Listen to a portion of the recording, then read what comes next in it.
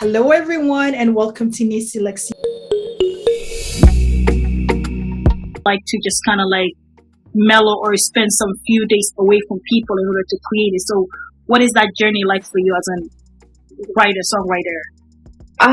It's a mixture. I like to stay away from the studio for months at a time, especially after I release a project, because what I find is that if I continue to go, everything's going to start to sound the same. And I don't give myself a break. So I usually give myself, like I say, my lifetime. So I go and live life and have more experiences, and then go back to the studio and write about those experiences. So that's how I kind of get the inspiration, kind of like what happened with COVID. Now I have all these inspirations going back into studio. I'm like, oh, I have so much to write about now. And then when it comes to the writing process, I always say that it just falls from the sky, or, God just kind of like whispers in my ear and says, okay, this is what you're writing now. And I'm like, oh, well, it's almost like not even my choice. It just pours out and just goes on to the pen and paper, and that's it. So, and then in terms of production, usually I'm like either angry, I'm happy, I'm confused, I'm not sure what happened, or I wake up at 4 o'clock in the morning and go to my keyboard and I'm like, okay, now we're gonna do something, and that's how the music starts, and then the lyrics later. Awesome. So for any young artists, obviously, that are upcoming right now, thinking of getting into the music industry and wanted to become an artist or songwriter, whatever have you in the production industry, what advice do you have for them? Yeah, so general advice that I would say, there's the obvious practice, there's the obvious, learn as much as you can. Don't just dabble in one industry or one aspect of the industry. Like if you're a producer, don't just dabble in production. Go into marketing and learn more about the whole industry, because it'll help you in the future. And it also helps you to not get into bad deals or bad contracts, or, just get into bad situations in general. So it's one piece of advice that I would give. The other thing, I guess it's more geared towards like mental health when it comes into it, only because not a lot of people talk about what you're going to go through mentally in order to get to where you want to be. So I know like a lot of people don't have the best circumstances, but I would say build yourself a little community. Join a community if you can. Speak up about your feelings, speak up about the things that, are going through your head right now, because I see a lot of, like, especially in the South Sudanese and African community, people aren't speaking about what they're going through, and then they're going to jump into the music industry, and in some way they kind of lose themselves or get confused, or they feel like they're not supported, or they're not going to go far. So I would say try your best to build a little community, whether it's just two friends that who have your back, or it's a organization that you can call or you can contact anytime. I think that's like one thing that I just really wanted to push out. Those are actually very valid information. Like that you have to kind of, even though like you work hard, where you go, this to be an aspect, but also your mental health is very important, and that's, for me, I feel like that is a very important negative knowledge that you actually brought up, because not a lot of people take it seriously, or even within our community itself, it's a huge stigma. People don't talk about it. And the fact that you make it okay for us to kind of discuss that is actually very valid. You got it going, obviously. Speaking of beauty pageant, you have also been active in the pageant community, both as a delegate and a coordinator, right? So you have competed and won several crowns, and both as a top choice candidate for 2020 Miss 2016, right? Well, you remember. And now you're also the Miss Galaxy candidate 2021 and 2020. So what advice do you have for girls that wanted to compete? Advice for girls that want to compete? Do it. If you are looking for something to release your creativity, looking for a place to use your platform and your voice, honestly, the pageant stage is where it's at. In all honesty, I was very scared. I was really nervous the first time I did it.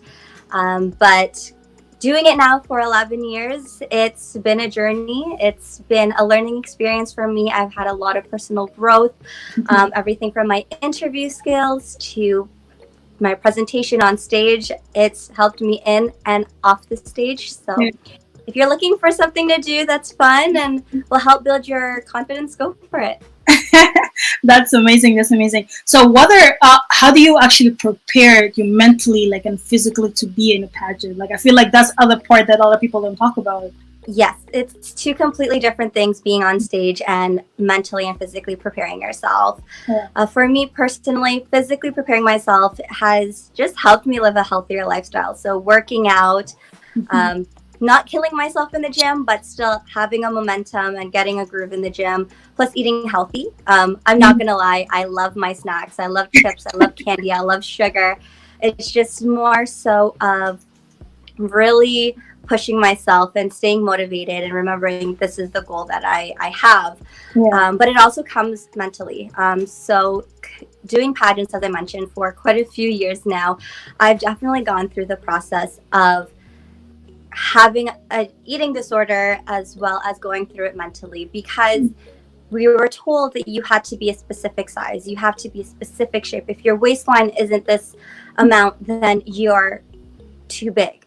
And to be honest, there is nothing too big or too small, whether it be on stage or off stage. And so mentally preparing myself, going back into the pageant world in 2016 when I did compete in Canada's Top Choice, I really had to tell myself, get that negative thought out of your head that you have to be a size 0, that your waistline has to be 23, because my waistline was never 23. Well, maybe when I was younger, but not now, right? So I had to really dig deep and tell myself, you are beautiful no matter what shape or size you are. And that helped me from 2016 and onwards. That's amazing. That's amazing. I love the fact that, like, you took courage and also, like, have this healthy mind and kind of coming back stronger than ever. That's a really amazing level that you are today, to the level where you're so comfortable in writing, and level that you see, like, you know what, my music is actually great and that I'm going to be able to share with the world. So what was that strategy you used? Well, number one, I keep I didn't find them, they just come to me, maybe because of the way I am, but I have a lot of real people around me, everybody, you know, so I don't necessarily play my music for all my friends and family while I'm making it, but even my manager, the producers that I work with, down to my engineer, if something is not quite right, or they're like, you know, that little part right there, or you know, if my manager's like, I think that verse needs to be reworked, I have to humble myself and listen. So the strategy is having those people or finding those people and in my life, and then being humble enough to really take the criticism. But over time, I've been able to give myself that critique in a lot of cases. So I feel like I kind of know what's up, but I still have an ear open for criticism. And if someone gives me that, I'm going to take a listen to see if I can really, you know, see what they're saying. And I would trust myself at this point to see. And sometimes I'll try what they're saying, even if I'm not sure, you know?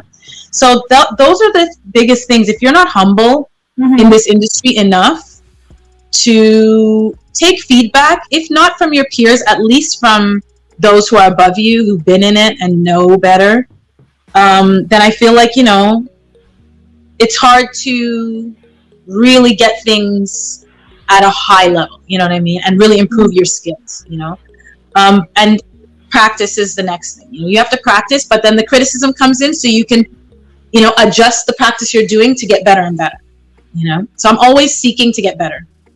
This is definitely like one of a negative knowledge that I believe is very important for you to have, like, a listening ear, and also to welcome criticism, because that's, as an artist, you'll be able to develop and able to improve. So thank you for pointing that out. So any of our younger audiences, people that are considering entering the music industry, they'll be able to pick up those little advice and pieces, because that way they'll be able to also grow as an artist. And thank you for bringing that up. For street kids, and then women also, and then empowering our youth, South Sudanese. So this thing also is like a win-win to two of the things. Yeah? Pursuing my dream of being a model, at the same time, doing my dreams of having my own organization that cater for the street kids and the orphans. So as time went by, I got the recognition that I needed. And one thing I like about people, they're so supportive. So when they saw that this is just a young lady that want to do something for the country, they came up and they all helped me out with the support from all my friends and all that. I was able to make the organization register it and made it an official thing. And also, so it wasn't an easy journey at all, but it was an experience, a lifetime experience that I had. So from there, I had to, like, you know, I had to make sure that I connect myself with other people that had the same experience with what I'm actually doing. Yeah. And as time went by, I became like something that I've always dreamed that I wanted to be. So that's how Nation Soap came to life. And right now, we might not say that we have reached where we've always wanted to go, but I believe, you know, with the experience that we've had along the way, things are going to be better. And we are still working to better the organization on how we want it to be. And with a little help from other people, we're just doing our best with the small help that we get. We end up helping these street kids. And apart from that, also, I am an activist too. Yeah. Well, I actually find myself as an activist when I was young. When I used to be this kind of girl who just sit down with the dad, watch news, you know. I need to know what is it in the life of politics and all that. Yeah. And history was part of my favorite subject also in school when I was growing up. So that thing also played a great role in my life of activism, you know. I came to learn more history about what politics is all about and all the things that are happening in my country. And I think also, if we feel the governments are not doing some things that are supposed to be done, then also it's part of us as citizens who had the privilege, you know, to go and study somewhere else, who are raised somewhere else, to actually make awareness about something that they see is not actually convenience in the country, you know. Exactly. So that growing up, I have always stand up for my right. And so growing up, I've always had this kind of energy of standing up for my own rights, doing things that are right. So it also played a great role in my activism road. So I actually I stand up for the right of kids and also, I mean, street kids and orphans, and also the right for the women. And also sometimes I just like motivate and inspire the small youth, let's say those young boys and young girls that are out there who don't even know what their worth is in the world. I try to use my story, you know, to inspire them in a way that there's always a life ahead, you know, that you don't have to give up on because of the dark thing that is actually happening. Always remember that, and hollow actually have a hole, and I mean the hole has an ending. There's always a bright side towards everything, you know. So as part of my activism, I just want to inspire people and make people understand that, you know, all these things that we go through are not permanent, but they're just temporary to make us stronger and for us to be a better us in the next future. So that is part of my activism, and that's what I do. That's amazing. Like for you, just to, because we're listening to your story, how you try to enter a platform or like a pageant that you never had experience in it, and then going in, not just going in to win the title, but going in with an agenda that, like, you know what, I want to get something out of it, so I'll be able to use it for my community. That's actually such a bright thing, and I believe that's the reason why you actually won it, is because you brought in something to the table that the pageant actually looked for. A lot of the pageants, when they do their pageantry, is for young girls to come in and start developing their voices, and also to get a platform where they can share their ideas. Yeah. And I like the fact that you were able to use that and maximize that opportunity to also give back to the community, and then having register your own business. I said that to myself, and I said, I am brilliant. If I don't say that to myself, nobody's going to say it to me. So I started rewarding, you know, with this affirmation, right? Mm-hmm. I said, I can be whatever I want to be. And I thought about home, where I saw women doing anything and everything. And I found myself in this strange land where there was so much limitation. There is so much opportunity. At the same time, there is so much limitation due to the fact that we are the race. You understand? So I got started from there. As a single mother, I struggled to feed my children. And I didn't want my children to grow up and go through what I went through. And I wanted to kind of create something for them that when they grow up, They will see me as a role model, not to go out there and look for the role model.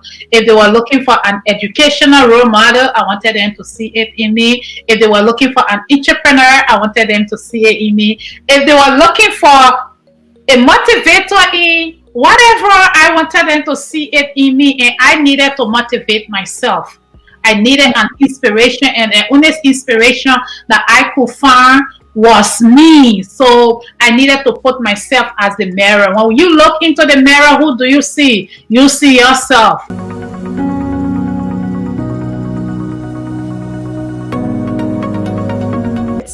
And also running your own store, that also kind of takes in a lot of power, and that makes you like, the superwoman that you are today. With no muscles. So what advice would you have for young entrepreneurs who are either considering or becoming an entrepreneur for any other business, or even like getting into the hair business? What advice would you have for them to dive into the field? Okay. I also want to add, without tooting my own horn, that I'm also a high school counselor. So I do that during the daytime. Nice. Okay. So, right. So it's just like, so, so I can only say what's working for me. Yeah. I want to say during this pandemic has been the busiest I've ever been in my whole life. Yes, I added a second child before the pandemic. It's not a quarantine baby, but it was well before. But I'm raising her during the quarantine, and then with my shop being open during the pandemic, and then working for the school board as a high school counselor, the public school board. I'm the type of person that if I'm not busy, I don't do anything with my life. If that makes sense. Like, I don't know how to relax unless I'm on vacation away from my element.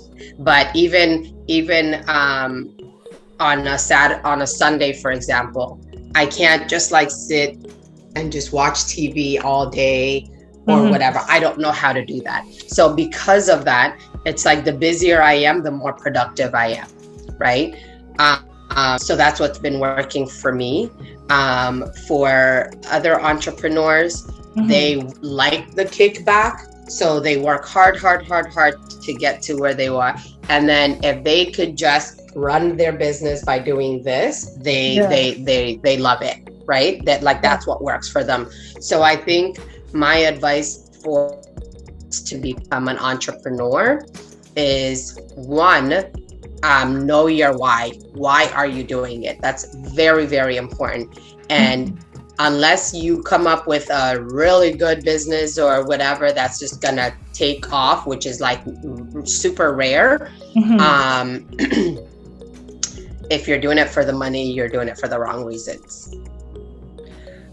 If you think, oh, I'm my own boss, so I could do whatever and start whenever, well, your business is going to be a product of how much work you put into it.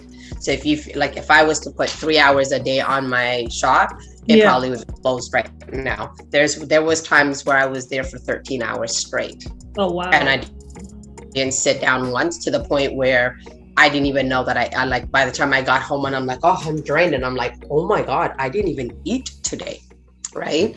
But it's paying off because I have an end goal, and every 6 months, I have goals that I want to meet at the 6 months, whether it's financially, whether it's physically and stuff. And I'm only approaching my second one, and I was able to meet it even in the middle of a pandemic. I was still able to meet it, but I did lots of work to it. So it's a lot of work. And then read books on your field and make sure you study it enough so that in your city it's going to succeed, right? Like if you live in a city where there's predominantly,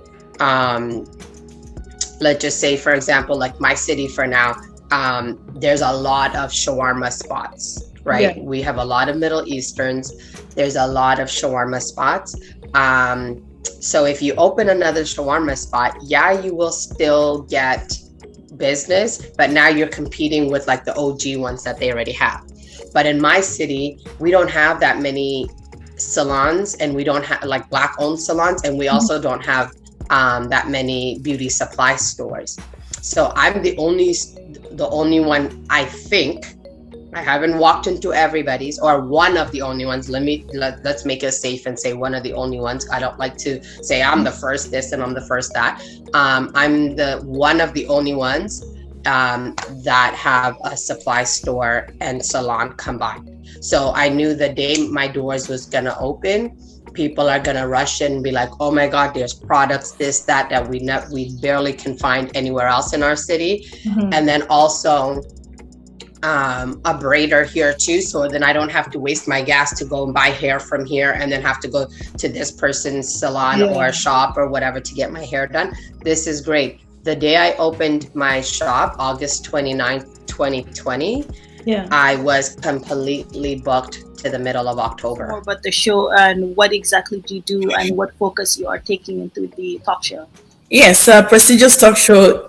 As you know, prestigious talk show is my baby. I love that show to my heart. In short, I love it so much. Prestigious talk show is a show that I use to reach out to people and also try to impact people positively. I try to use that channel to bring people together so that they can share their story in a more positive light, and also to use that platform to advocate for education, because education is very important for me, if you will. I love education so much. I try to use that show to reach out to women and youths to let them know that yes, whatever they said they are meant to do, they can actually do it. That platform is used for women and youth to share their stories and excel. Knowledge and message that you wanted to leave our younger audiences today that they can take it home, like a take-home message? First and foremost is for them to be true to themselves. I cannot even emphasize that enough. Be true to yourself, and whatever it is that you want to do, pursue it. If you have a dream, go for it. And I'm going to warn you, when you go for your dream, or you have something that you want to actually do, you are passionate about it, you have people come, they'll tell you this is not going to work. But I just want to leave you with this. Just remember, when you go, especially in Africa, I'm going to use Africa. When you go to market, it's noisy, very busy, you hear different noise. But that does not stop you from purchasing whatever it is that you want to purchase, right? Because you already know why you left home. And you have a list of the items that you're going to purchase. You go there, no matter the noise, no matter how rowdy or crowded the mall or the marketplace is, you go there and purchase what you wanted to purchase. So I am using this to tell you, if you have a dream, pursue it. Go for it. Don't listen to people. Be passionate about it. Be consistent about it. Keep pushing. Yes, there will be a lot of temptations. Yes, there will be a lot of setback. It is all part of your dream. And that will be what will make you tell the story at the end of the day. You now share the story about your glory. So I'm telling you today, if you're going through anything and you want to embark on any journey, you just remember you are not alone. We've passed through it. And that is my slogan. You are not alone. Remember. Yes, it is. Okay.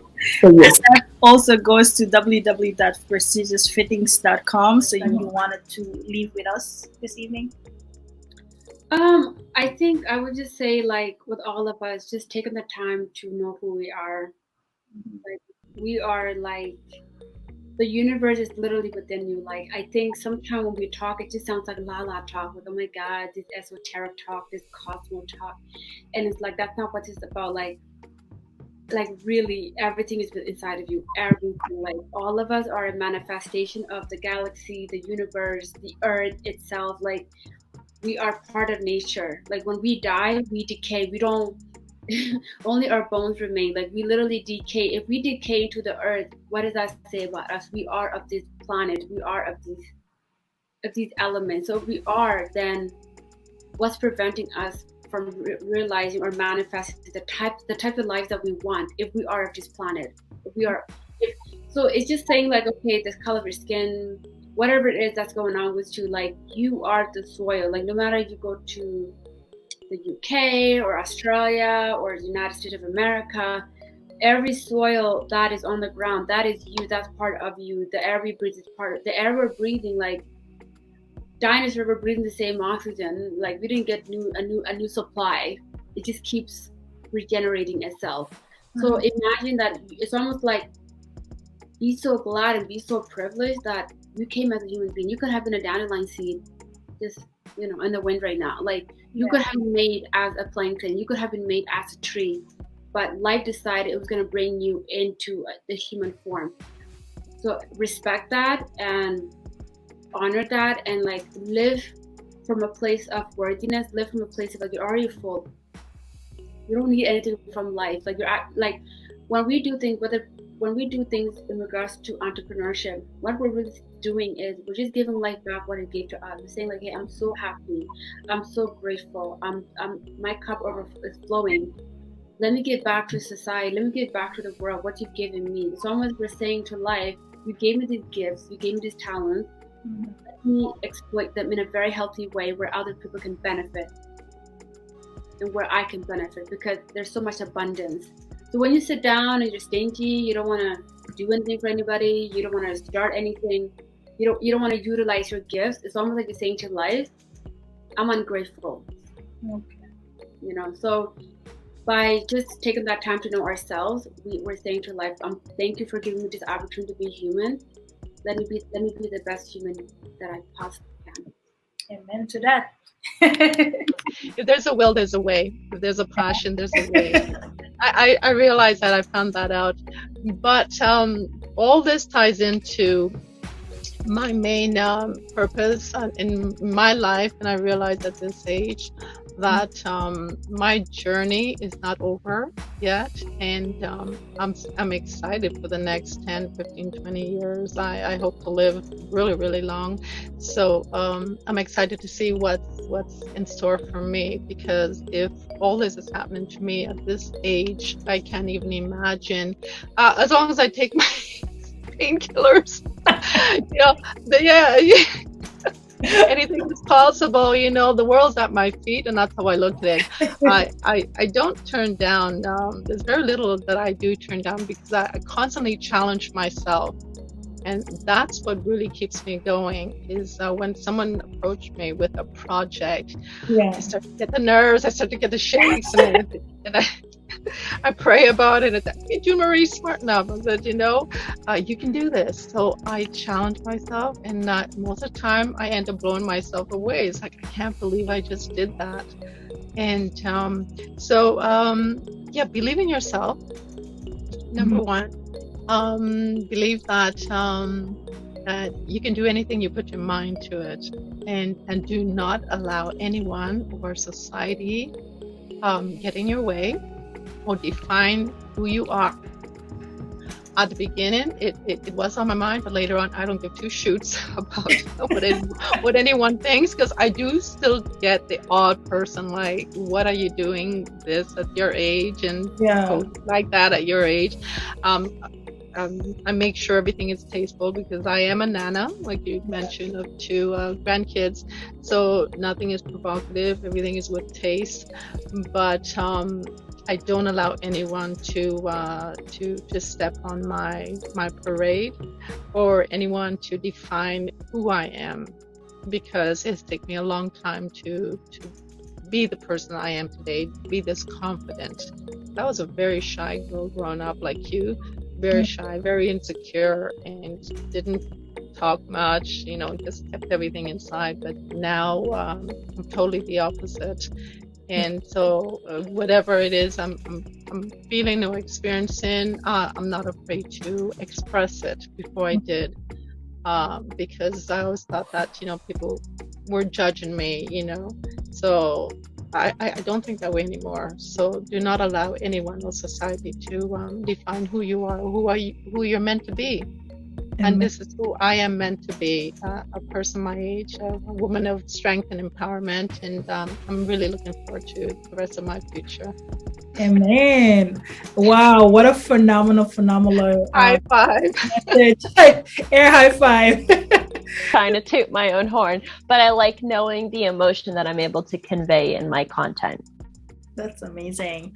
I wanted to also ask you, what some pieces of advice that would you give for anybody that either A, wanted to be a mortgage broker, or B, wanted to be an influencer in the live streaming industry?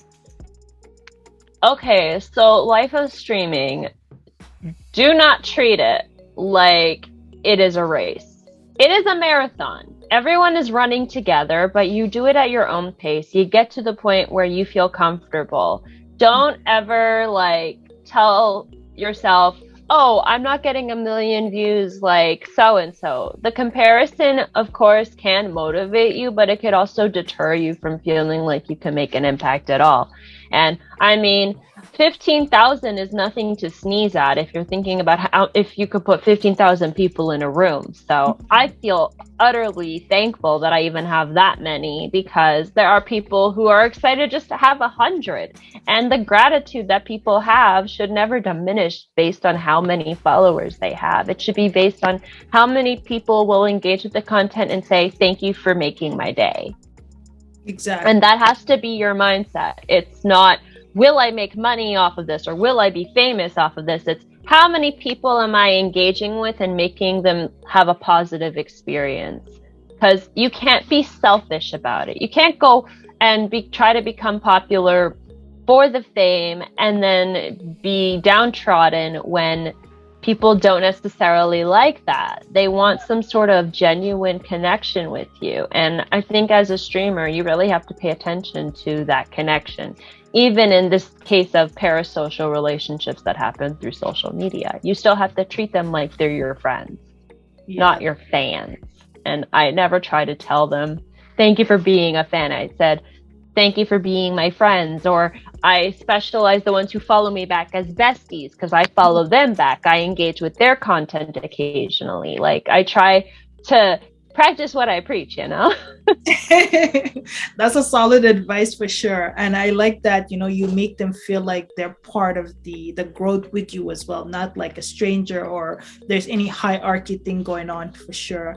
In terms of the mortgage agency, you have to really understand there will be some math involved. Not super extensive math, but if you're not one of those people who likes to deal with numbers, you like to deal with people, but you don't particularly want to have to do all the calculations, all of the paperwork, it's not for you.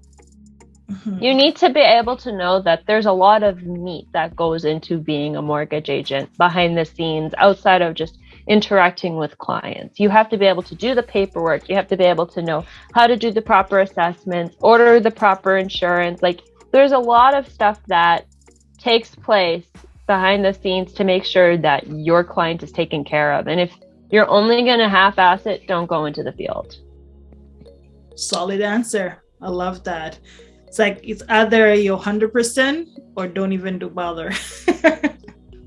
For sure. So thank you so much for being here today. For a lot of artists during the COVID, obviously the entertainment industry has been impacted as a whole. And how were you able to stay focused and actually kind of deliver your craft and working behind the scene? What was that mindset like? For me, I think with the world being on pause and not being able to connect as we usually do, I think I spent a lot of time in my room alone, a lot of time alone, just reflecting and just writing and actually building a stronger relationship with my art. And I noticed that during COVID, I was like, I'm going to do this for life. I've made the firm decision. It's basically getting into a marriage with your art or with your business, where you have that certitude where you're like, we're making it. You know what I mean? And you have that discussion with your art, because at first I was like, I'm going through it. And as I was just spending a lot of time with art, I was like, okay, I get it. We're in this marriage. Let's go. Let's work. And we're going to do great things. It was the confirmation that I needed to have the talk with my art.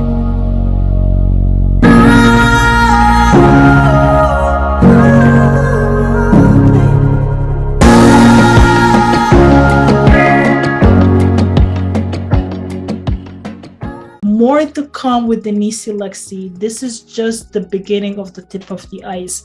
You guys will see more content here. I don't want to disclose what I'm working with, but definitely a lot of great things. And if you also wanted to learn about how you can optimize your business better, I did share that I am partnered with TSUPY. TSUPY is an extension Chrome that helps you to optimize SEO for best practice with your YouTube content. You can go ahead and click at www.TSUPY.com/NEECEELEXY. It is an affiliated link. This help your YouTube channel to grow. So go ahead and click on that. And I would see you guys in my next video. So yeah, make sure to hit and subscribe, comment in the description below, send me an email, visit my website. There's a lot of great content that I share here, and enjoy your weekend. Bye guys. And thank you again for coming to my class.